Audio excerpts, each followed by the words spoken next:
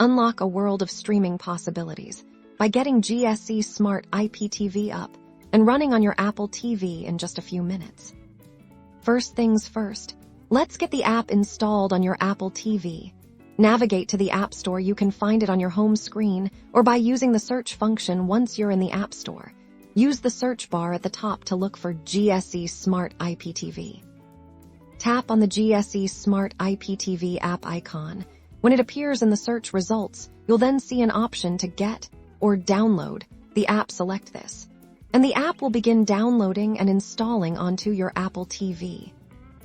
Once the installation is complete, the GSE Smart IPTV app icon will appear on your Apple TV's home screen. Locate the icon and launch the app to begin setting it up. When you first open GSE Smart IPTV, you'll likely see a welcome screen or a prompt to add a playlist. We're going to add our IPTV content. Look for an option to add playlist or a similar selection often. This is represented by a plus icon or a dedicated button. You'll usually have a few options for adding your playlist. The most common method is using an M3U URL. Select the option that allows you to enter a URL. You'll need to have your IPTV provider's M3U playlist link ready at this point. Carefully enter the M3U URL provided by your IPTV service into the designated field. Double-check for any typos or missing characters, as even a small mistake can prevent the playlist from loading correctly after entering the URL. Give your playlist a name, something you'll easily recognize, and then confirm to save it.